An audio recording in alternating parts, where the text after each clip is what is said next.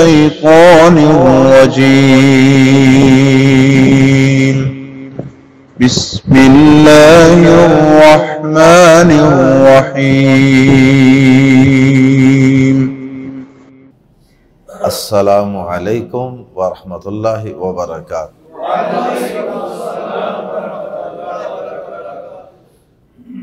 سورۃ المائدہ آیت نمبر 103 سے 105۔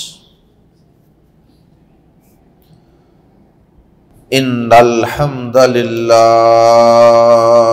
والصلاة والسلام علی رسول اللہ اما بعد۔ اعوذ باللہ السمیع العلیم من الشیطان الرجیم من ہمزہ ونفخہ ونفثہ۔ ما جعل اللہ من بحیرۃ ولا سائبۃ ولا وصیلۃ ولا حام ولكن الذين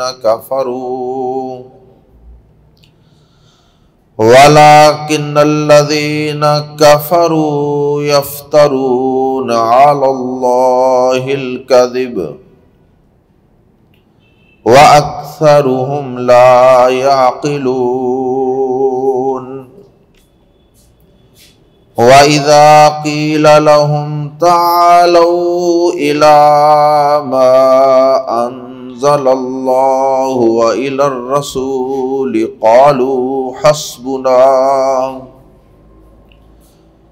قَالُوا حَسْبُنَا مَا وَجَدْنَا عَلَيْهِ آبَاءَنَا اولو کان آباؤہم لا یعلمون شیئا ولا یہتدون۔ یا ایہا الذین آمنوا علیکم انفسکم لا یضرکم من ضل اذا اہتدیتم الی اللہ مرجعکم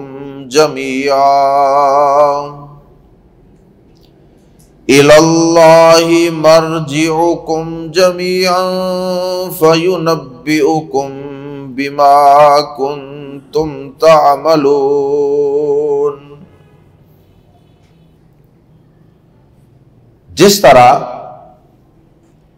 بلا ضرورت کثرت سوالات کی اللہ رب العزت نے ممانعت فرمائی، کیونکہ کثرت سے اور بے فائدہ اور بے ضرورت سوالات کرتے رہنا آدمی کو عام طور پہ عمل سے دور کرتا ہے اور اس کا فائدہ بھی کوئی نہیں ہوتا، اور بعض اوقات ایسا کرنے سے، خصوصاً جب کہ قرآن اتر رہا تھا، ایسا کرنے سے بعض اوقات کوئی آسان چیز لوگوں پر مشکل کر دی جاتی تھی، کوئی حلال چیز لوگوں پر حرام کر دی جاتی تھی اللہ کی طرف سے، بار بار سوالات، بار بار پوچھنے کی وجہ سے۔ تو اس سے لوگوں کے لیے ایک مشکل پیدا ہوتی تھی، خدشہ تھا کہ ایک حلال چیز بھی حرام نہ کر دی جائے۔ اسی طرح زمانہ جاہلیت میں ایک اور کام بھی ہوتا تھا، اس سے بھی لوگ مشکل میں پڑ جاتے تھے، اور اللہ پاک کو کوئی بھی ایسا کام پسند نہیں ہے کہ جس سے دوسرے لوگ مشکل میں پڑ جائیں۔ کثرت سوالات میں بھی عوام الناس کے لیے، لوگوں کے لیے نقصان کا خدشہ تھا، تو اللہ پاک نے اس کو بھی پسند نہیں کیا، اسے بھی منع کر دیا۔ اور ایک اور طریقے سے بھی عوام الناس کے لیے مشکل کھڑی کی جاتی، وہ یہ تھی کہ زمانہ جاہلیت کے اندر لوگ بتوں کے نام پر، چونکہ بتوں کی پوجا کرتے تھے، بتوں کا قرب حاصل کرنے کے لیے، بتوں کی خوشنودی حاصل کرنے کے لیے اپنے خیال میں وہ کچھ حلال چیزوں کو بھی اپنے اوپر حرام کر لیتے تھے اور نام دیتے تھے اس کو ان بتوں کے قرب کا، نام دیتے تھے اس کو نیکی کا، دین کا، تو اللہ پاک نے اسے منع کر دیا۔ مختلف جانوروں کو وہ ان بتوں کے نام پر، غیر اللہ کے نام پر وقف کر دیتے تھے۔ کسی کا کان چیر دیا، کسی کو کوئی نشانی لگا دی، اور پھر اس کے بعد اس کا دودھ نہیں دونا، اس کا دودھ نہیں پینا، اس پر سواری نہیں کرنی، اور اس پر بوجھ نہیں لادنا۔ تو اس قسم کی پابندیاں خود ہی لگا دیتے، اور اس طرح لوگ مشقت میں پڑ جاتے، لوگ مشکل میں پڑ جاتے، لوگوں کے لیے بلا وجہ پابندیاں لگ جاتی، جبکہ اللہ پاک نے تو ایسی کوئی پابندیاں نہیں لگائی ہوتی تھی۔ اللہ پاک نے تو یہ نعمتیں انسان کے فائدے ہی کے لیے پیدا کی تھی۔ انسان ان جانوروں کا دودھ بھی پیے، ان کی اون بھی استعمال کرے، ان کا گوشت بھی کھائے، ان پہ سواری بھی کرے، سارا کچھ کرے۔ غیر اللہ کے نام پہ ایسا ہوتا تھا۔ بدقسمتی سے آج بھی کچھ جاہل لوگ ایسا کرتے ہیں، غیر اللہ کے نام پہ جانوروں کو وقف کر دیتے ہیں، پھر ان سے کوئی کام نہیں لیا جاتا۔ تو اس میں ایک تو خرابی یہ تھی کہ لوگ مشقت میں پڑتے تھے، حلال چیزیں حرام ہوتی تھی۔ دوسرا یہ کہ ایسے محسوس کروایا جاتا تھا کہ جیسے یہ کوئی اللہ پاک کی طرف سے ایسی انسٹرکشنز ہیں، ایسی ہدایت ہے، اللہ پاک کی طرف سے کوئی ایسا آرڈر ہے۔ تو یہ اللہ پاک کے اوپر ایک قسم کا بہتان تھا۔ تو یہ بھی گناہ ہے، اللہ پاک کی طرف کوئی چیز اپنی طرف سے منسوب کر دینا، اس کی نسبت اللہ کی طرف کر دینا کسی حکم کی، جبکہ اللہ نے وہ حکم نہ دیا ہو، تو یہ بھی کبیرہ گناہ ہے۔ پہلا گناہ کہ لوگوں کے لیے مشکلات کھڑی کی گئی، دوسرا گناہ کہ اللہ پاک کے اوپر افترا یعنی جھوٹ گڑا گیا، اللہ کی طرف جھوٹی بات منسوب کی گئی، اور تیسرا جرم اور گناہ اس میں یہ تھا کہ اللہ پاک کی پیدا کردہ نعمتوں کو اپنے اوپر خود ہی حرام قرار دے لیا۔ اور پھر گناہ اس میں یہ تھا کہ یہ ایک قسم کی نظر و نیاز تھی غیر اللہ کے نام پہ۔ غیر اللہ کے نام پہ یہ نظر و نیاز ہی کا ایک انداز تھا نا، جیسے مال کی نظر دی جا سکتی ہے، کوئی کھانا پکا کے اس کی نظر و نیاز دی جا سکتی ہے غیر اللہ کے نام، ایسے ہی جانوروں کو وقف کر کے یا کھیتیوں کو وقف کر کے کہ یہاں سے جو فصل ہوگی وہ فلاں بت کے نام پہ، یا فلاں عبادت خانے کے نام پہ، فلاں بت خانے کے نام پہ، یا اس میں سے، اس کھیت میں سے، اس زمین میں سے جو مجھے کمائی ہوگی اس میں سے 25% فلاں کام پہ۔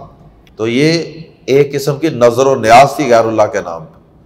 اللہ پاک نے اسے منع کر دیا، اور جب ان سے یہ سوال کیا جاتا تھا ان جاہلوں سے کہ ایسا کیوں کرتے ہو، اللہ نے تو ایسی کوئی پابندی نہیں لگائی کسی دین میں بھی، تو وہ آگے سے یہ کہتے تھے کہ جی ہم نے اپنے باپ دادا کو ایسے کرتے پایا۔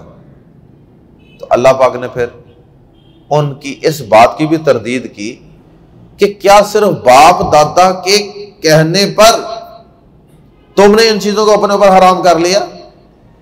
تو باپ دادا کی تقلید اور ان کی پیروی اس کی کوئی حیثیت نہیں ہے، یہ تو حرام ہے۔ اللہ کے حکم کے مقابلے میں یا دین کے معاملات کے اندر ان کی بات ماننا یہ کسی طرح بھی جائز نہیں ہے، وہ چاہے کسی باپ دادا کی تقلید ہو، اندھی پیروی ہو، یا کسی بزرگ کی، کسی مذہبی رہنما پیشوا کی، کسی سیاسی رہنما کی تقلید ہو، یہ اسلام میں جائز نہیں ہے۔ اسلام لائی لگ بننے کا نام نہیں ہے، اسلام آنکھوں پر پٹی باندھ کے کسی کے پیچھے چلنے کا نام نہیں ہے، اسلام تو تحقیق اور جستجو کا نام ہے۔ اسلام تو آنکھیں کھولنے، کانوں کو کھولنے اور دل و دماغ کو کھول کر اس کو استعمال کر کے غور و فکر کرنے کا درس دیتا ہے۔ اللہ اکبر۔ آئیے قرآن مجید کے الفاظ میں پڑھتے ہیں، ما نا جعل اللہ،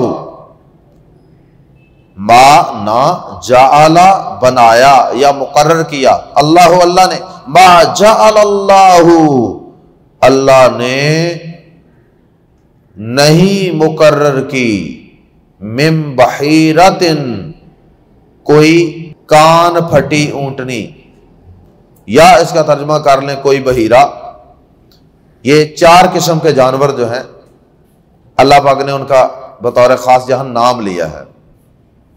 یہ نام زمانہ جاہلیت میں اصل میں معروف تھے، تو اللہ پاک نے ان ناموں کا یہاں تذکرہ کر دیا۔ 4 قسم کے جانور، 4 قسم کی نظر و نیاز تھی ان کی، جن میں سے ایک قسم کیا تھی؟ من بحیرۃ، وہ اونٹنی جس کا کان کاٹ دیا جاتا تھا، اور یہ نشانی ہوتی تھی ایک کہ یہ جانور وقف ہے۔ یا پھر اس کی مختلف تشریحات ہیں۔ سعید بن مسیب رحمہ اللہ جو تابعی ہیں، انہوں نے بھی ان 4 الفاظ کی مختلف تشریحات پیش کی ہیں۔ اور پھر اسی طرح حضرت عبداللہ بن عباس رضی اللہ تعالی عنہ جو ترجمان القرآن ہیں، مفسر قرآن ہیں، انہوں نے بھی ان کی تشریحات کی ہیں، اور بھی کئی تابعین نے اور اہل علم نے ان کی تشریحات بیان کی ہیں۔ بہرحال جو خلاصہ ہے یا سادہ سادہ ہے وہ میں آپ کے سامنے عرض کر دیتا ہوں۔ سب سے پہلی قسم ہے من بحیرۃ، کان کٹی اونٹنی جس کا پھر وہ دودھ نہیں دوتے تھے، کان کاٹ دیتے تھے اور نشانی ہوتی تھی کہ اب اس کا دودھ نہیں دونا کسی نے، بس یہ وقف ہے دودھ۔ ما جعل اللہ من بحیرۃ، اللہ نے کوئی کان پھٹی اونٹنی مقرر نہیں فرمائی۔ مقرر نہیں فرمائی کا مطلب کہ اس کا دودھ پینا اللہ نے حرام نہیں کیا کوئی۔ ولا صائبۃ، اور نہ ہی کوئی صائبہ۔ صائبہ اس اونٹ کو کہتے تھے کہ جس کے متعلق وہ یہ نظر مان لیتے تھے کہ لو جی اگر میری یہ مراد پوری ہو گئی، یہ کام ہو گیا، تو میں اونٹ کو وقف کر دوں گا اور پھر میں اس اونٹ پر ساری زندگی کو بوجھ نہیں ڈالوں گا۔ پہلی قسم بحیرہ، دودھ نہیں دونا، دودھ نہیں پینا اس کا۔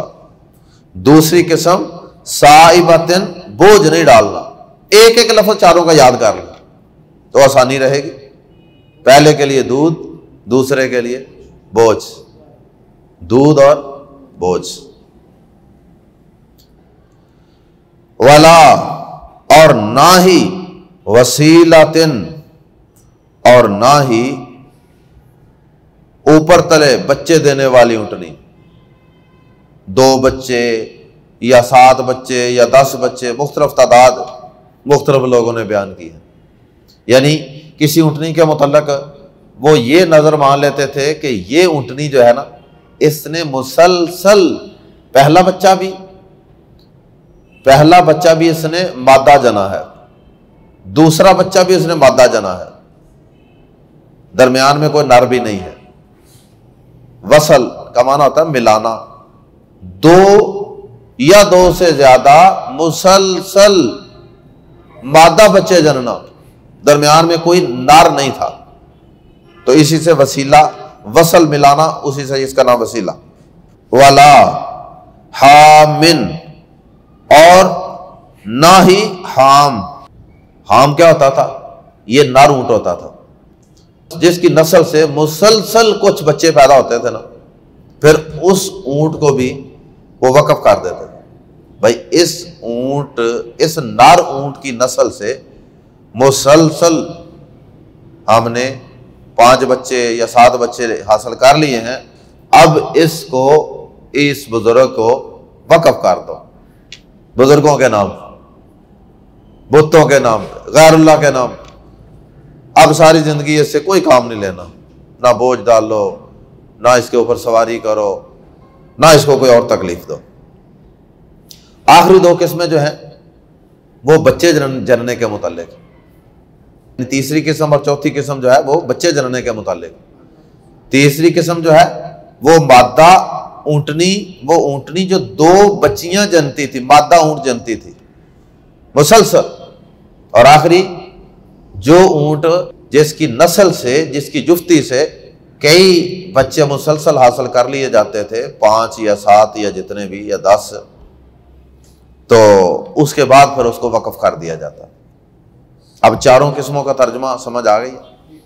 پہلا دودھ نہیں دونا، دوسرا بوجھ نہیں ڈالنا، اور تیسرا مادہ اونٹنی جو 2 مادہ بچے جنتی مسلسل، اور چوتھی قسم نر اونٹ جس سے چند بچے مسلسل وہ حاصل کر لیتے تو اس کے بعد پھر اس کو وقف کر دیتے کہ اب اس نے بڑی خدمت کر لی ہماری، اب اس کو وقف کر دو، اس کی خدمت کرو بس۔ یہ ہے بحیرہ، صائبہ، وسیلہ اور حام۔ اور یہ جو صائبہ ہے اس کے متعلق صحیح بخاری شریف کے اندر ایک حدیث ہے، نبی صلی اللہ علیہ وسلم نے تو اس کی کوئی تشریح نہیں فرمائی ان چاروں کی، کیونکہ یہ زمانہ جاہلیت میں معروف تھے۔ نبی صلی اللہ علیہ وسلم سے ایک حدیث منقول ہے صحیح بخاری میں، نبی صلی اللہ علیہ وسلم فرماتے ہیں کہ میں نے عمر بن عامر خزائی کو جہنم کی آگ میں اپنی انتڑیوں کو کھینچتے ہوئے دیکھا ہے، وہ اپنی انتڑیوں کو گھسیٹتا ہوا جہنم کے اندر چکر لگا رہا ہے، اور فرمایا کہ اس کا جرم یہ تھا کہ اس نے جزیرہ عرب کے اندر سب سے پہلا وہ شخص تھا جس نے دین ابراہیمی کو بدل دیا تھا اور بت پرستی کو رواج دیا تھا۔ یہ وہ شخص تھا جس نے عرب میں سب سے پہلے صائبہ کو وقف کرنے کی رسم نکالی تھی۔ یہ نبی صلی اللہ علیہ وسلم کا فرمان، صائبہ کو بتوں کے نام پہ، غیر اللہ کے نام پہ وقف کرنے کی رسم نکالی تھی۔ اللہ اکبر۔ ما جعل اللہ من بحیرۃ ولا صائبۃ ولا وسیلۃ ولا حام، اللہ نے نہ کوئی بحیرہ مقرر کیا اور نہ صائبہ اور نہ وسیلہ اور نہ حام، ولکن الذین، ولکن اور لیکن، الذین کفروا وہ لوگ جنہوں نے کفر کیا، یفترون وہ باندھتے ہیں، افطرا بازی گڑنا باندھنا، یفترون وہ باندھتے ہیں، تفترون بول رہے ہیں، یفترون وہ باندھتے ہیں، تفترون، اور اگر یہ تو جمع ہے نا یفترون، اگر اس کا واحد بنانا ہو تو کیا کریں، آخر سے واو نون جمع کی علامت اتار دیں، یفترون وہ باندھتے ہیں، اور یفترو، یفترو وہ ایک شخص باندھتا ہے، واحد ہو گیا نا، اور اسی طرح یفترو وہ ایک باندھتا ہے، اور تفترو تو ایک شخص باندھتا ہے، اور افطرو اور نفترو،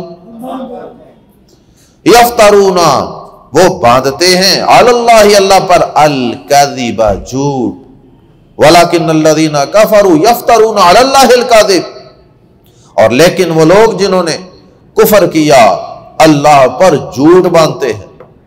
یہ کفریہ کام ہی تھا جو وہ کر رہے تھے، غیر اللہ کے نام پہ نظر و نیاز، غیر اللہ کی خوشنودی اور قرب کے لیے حلال چیزوں کو حرام کر لینا۔ تو فرمایا کہ اللہ نے تو ایسی کوئی چیز مقرر نہیں کی تھی، یہ انہوں نے خود ہی اپنی طرف سے اللہ پہ جھوٹ باندھ لیا ہے۔ اللہ اکبر۔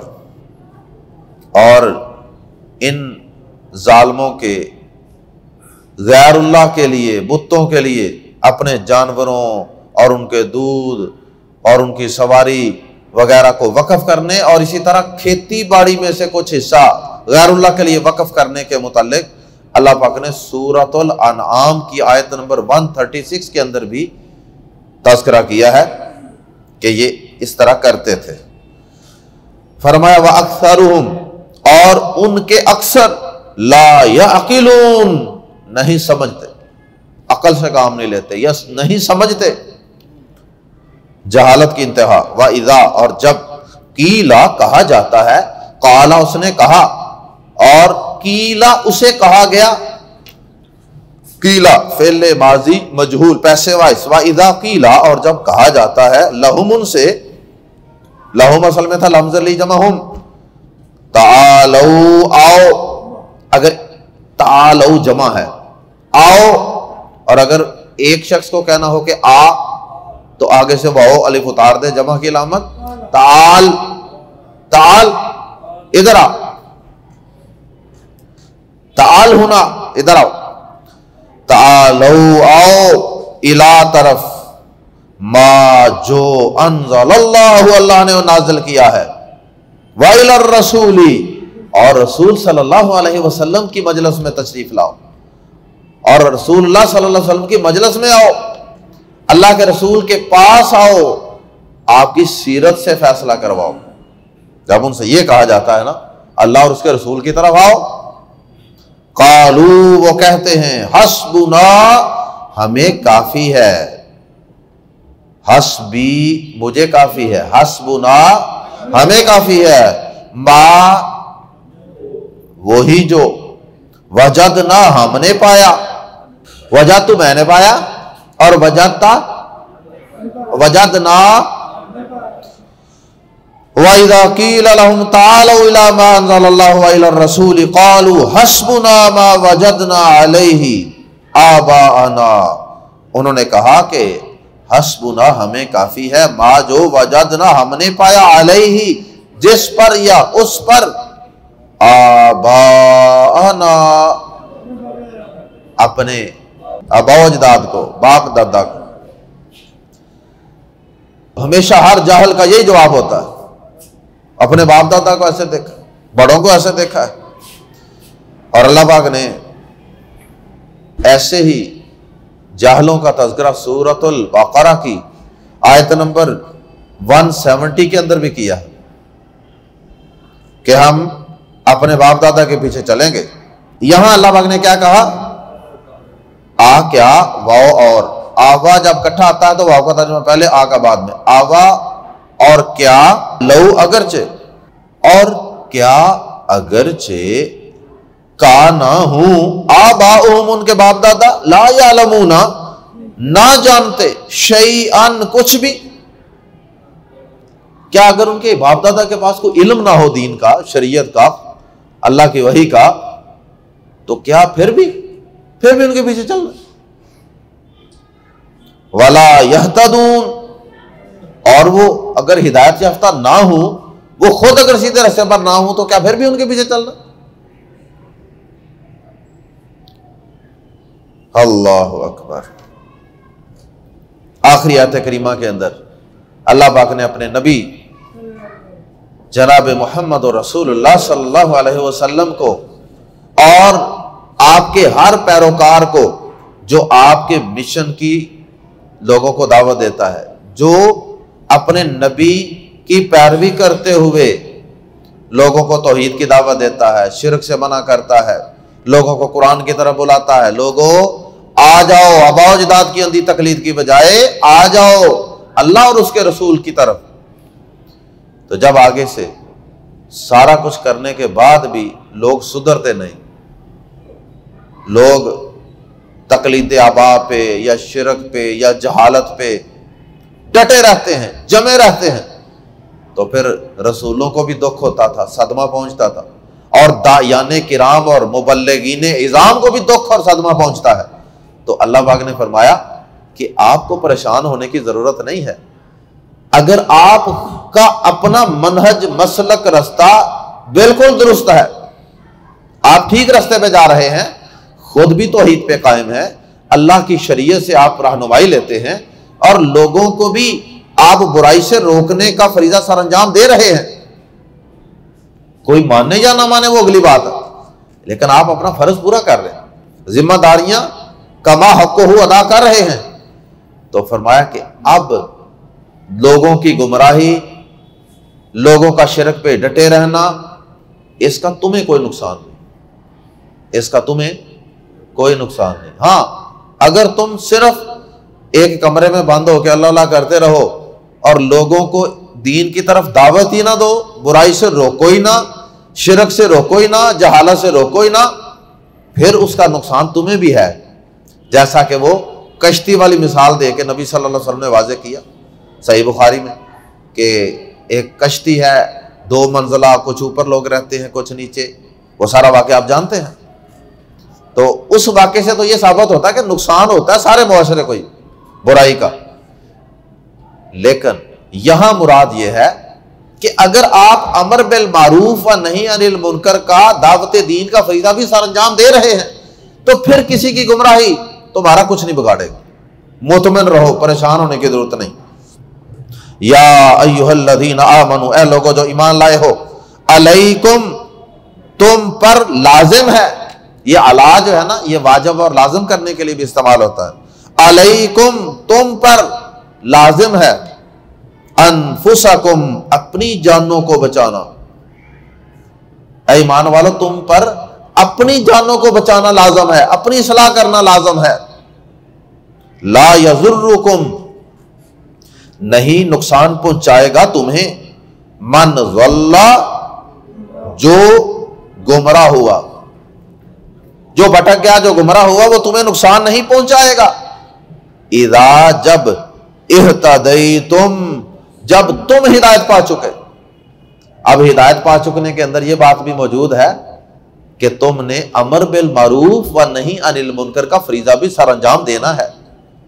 اس کے بغیر بندہ ہدایت یافتہ نہیں ہو سکتا. اور سنن نبی داؤد میں حدیث ہے کہ ابو بکر صدیق رضی اللہ تعالیٰ عنہ نے ایک دفعہ لوگوں کو خطبہ دیا اور یہی آیت پڑھی اور کہا کہ لوگوں تم اس آیت کا غلط مفہوم سمجھتے ہو. عام ظاہری طور پہ کئی لوگوں نے اس کا مفہوم یہ سمجھ لیا نا کہ اس کا مطلب یہ ہے کہ بس تم خود اپنی ذات کی حد تک ٹھیک ہو جاؤ، معاشرہ جدھر بھی جاتا جانے دو، سانو کی کوئی اپنے گھر چھج بجائے کوئی چھن نہیں بجائے، سانو کی. یہ مطلب نہیں ہے اس آیت کا. یہ مطلب نہیں ہے کہ خود آپ ترجمہ کلاس میں آ جائیں اور سانو کی، دوسروں کو بھی لے کے آنا جناب. تو ابو بکر صدیق رضی اللہ تعالیٰ عنہ نے پھر کہا کہ تم اس آیت کا غلط مفہوم لیتے ہو. اللہ کی قسم میں نے اللہ کے رسول صلی اللہ علیہ وسلم سے سنا ہے کہ جب معاشروں کے اندر برائیاں پھیل جائیں اور لوگ ان برائیوں کو ختم کرنے کی طاقت بھی رکھتے ہوں، ان کے خلاف ہاتھ سے یا زبان سے جہاد کرنے کی طاقت ہمت بھی رکھتے ہوں، لیکن پھر بھی وہ یہ کام نہ کریں تو اللہ پاک ان پر عذاب مسلط کر دیتا ہے. تو اس لیے ابو بکر صدیق رضی اللہ تعالیٰ عنہ نے یہ حدیث بیان کر کے اس سے یہ استدلال کیا کہ اس آیت کا یہ مطلب ہرگز نہیں ہے، بلکہ اس کا مطلب یہ ہے کہ خود بھی ٹھیک رہیں، لوگوں کو بھی برائی سے بچانے کی کوشش کرتے رہیں. پھر بھی اگر کوئی گمراہ رہتا ہے تو پھر تمہیں پریشان ہونے کی ضرورت نہیں ہے، تمہارا پھر کچھ نہیں بگاڑ سکتا. اللہ اللہ کی طرف مرجعو لوٹنا ہے، کم تمہارا. اللہ کا مقام جملے کے شروع میں نہیں ہوتا جار مجرور کا، لیکن اگر یہ شروع میں آ جائے تو پھر ساتھ ہی کا معنی بھی پیدا کرتا ہے. اللہ اللہ ہی کی طرف مرجعو لوٹنا ہے، کم تمہارا، جمیعا سب کا. توحید والے بھی ادھر ہی ہوں گے، شرک والے بھی ادھر ہی ہوں گے، سارے ادھر حاضر ہوں گے. کیوں پریشان ہوتے ہیں؟ اللہ کی عدالت لگنے والی ہے، وہ خود ہی نمٹ لے گا. تو یونبئو وہ بتائے گا، وہ آگاہ کرے گا، وہ خبردار کرے گا، کم تمہیں بازربی کے متعلق، ما جو کن تم تھے تم تعملون کیا کرتے. سبحانک اللہم و بحمدک اشہد ان لا الہ الا انت استغفرک و اتوب الیک.